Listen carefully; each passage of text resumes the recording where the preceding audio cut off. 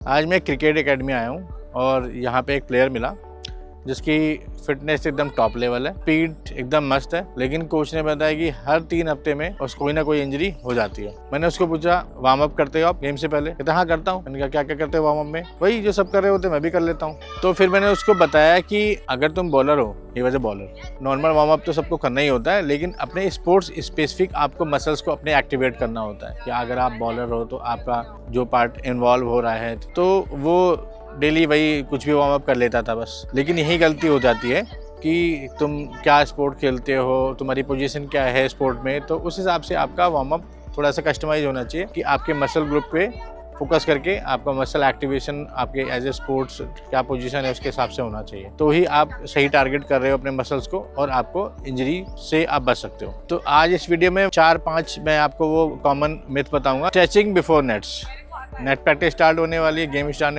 होने वाला है और बस आए ऐसे टांग पकड़ी, थोड़ा सा स्ट्रेच कर लिया और लगता है कि स्ट्रेचिंग हो गई। 5 मिनट में बस हैमस्ट्रिंग स्ट्रेच करके अपना गेम पे आ गए और लगा कि स्ट्रेचिंग कंप्लीट हो गई है। बट ऐसा नहीं होता है कि आपको फूड मसल्स पे आप स्ट्रेचिंग करोगे तो वो बेनिफिट से ज़्यादा वो डैमेज देता है। तो सबसे पहले आप बॉडी वार्म अप करनी होती है, उसके बाद ही स्ट्रेचिंग करनी होती है और स्ट्रेचिंग में भी आपको फुल बॉडी स्ट्रेचिंग करनी चाहिए ताकि आपकी ओवरऑल बॉडी की स्टिमुलेशन हो जाए, मसल्स एक्टिवेट हो जाए। दूसरा कॉमन है आर्म सर्कल्स।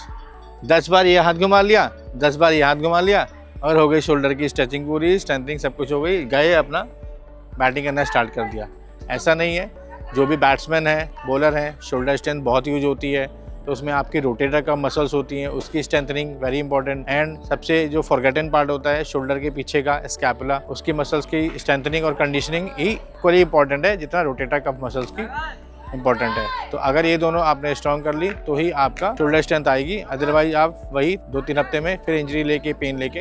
तीसरा कॉमन स्ट्रेचिंग मेथड है, गेम में आए, फील्ड पे आए, 10 बार आगे स्विंग किया, 10 बार पीछे स्विंग किया, 10 बार इधर कर लिया और बस लेग की स्ट्रेचिंग हो गई सारी और अपना खेलना शुरू कर दिया। पर यही गलती होती है, अगर आप कोई भी रनिंग स्पोर्ट खेल रहे हो तो आपका सिर्फ एक जॉइंट नहीं, आपका एंकल से लेके नी, हिप सबका कोऑर्डिनेशन जरूरी है, प्लस आपका कोर फॉर योर बैलेंस, ये सबका कोऑर्डिनेशन होता है। एक काइनेटिक चेन प्रॉपर होता है तो ही आपको स्पीड मिलती है, स्ट्रेंथ मिलती है। तो हिप्स की, ग्लूट्स की, थाई मसल्स की, काफ की, इन सब की स्ट्रेचिंग फॉलोड बाय स्ट्रेंथनिंग, ये रिजीम में होना चाहिए एक स्पोर्ट्स प्लेयर के। तो एक और कॉमन एक्सरसाइज है नेक सर्कल कि ये तो पार्क में भी देखा होगा आपने लोगों को करते हुए कि बस आते हैं, प्लेयर आया, 10 बार ऐसे सर घुमा लिया, 10 बार ऐसे घुमा लिया और उसकी नेक की एक्सरसाइज हो गई।